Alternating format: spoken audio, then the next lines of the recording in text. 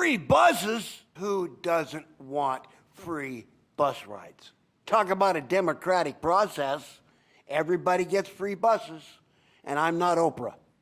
I think our city can get together and do this and get free buses and better buses. Thank you. Justin. So, I'm here to send a warning for central planning. As you know, I work with central planning, and we have a little situation developing in Houston. I understand that, the cost of living is out of control everywhere, and even city employees here, they're this close to possibly living in their cars from what I'm hearing. And it might be tempting to start looking to Houston for solutions. We're having that in Dallas right now. The writers there, the journalists, they're saying maybe the housing crisis solution is in Houston. And at central planning, we can't really have that, We've been trying to get Houston to implement zoning forever. Basically 1948, 1962, 1993, 2021, zoning, and they keep saying no. It's kind of like the fluoride thing here. We keep bringing it to the voters, and they say no. We tell them we're going to save their neighborhoods, and they still vote no on the zoning. That's knowing that it has to go to a vote in the first place. Nonetheless, Hispanics voted 58% against zoning in Houston, and 71% of low-income black individuals voted against it there.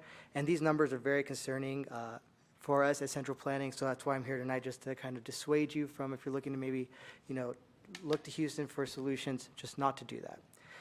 Now, Houston relies on the market and the so-called price system, which I haven't read too much into, but they do have a lot of ordinances, but no land use policies, and that's just something that we can't really have.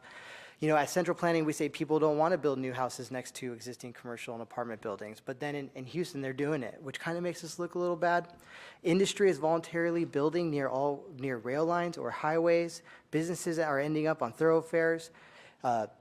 Businesses that are in the quiet neighborhoods, they go out of business generally unless they serve that neighborhood. Gas stations are busy competing on intersections, and basically, like, the Houston system is just a big thorn in our side.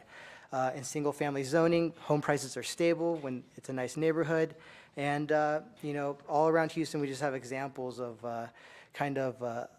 lack of land use restrictions.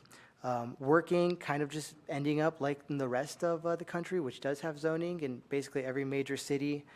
And, housing prices are 6% lower in Houston. And this is something that I think people are starting to look at increasingly. So like I said, I was sent here by Central Planning to warn you against looking towards any such solutions of maybe, limiting zoning. Although I work for Central Planning, I do dabble in the weekends in libertarian philosophy. It's just kind of know your enemy, better than your friends type situation. And, the libertarians, they're even kind of okay with this quid pro quo kind of relationships with developers, maybe help out lowering, cost of living or letting them build certain things with exceptions. And so I just got to say that, that's something that we don't want to encourage at Central Planning either.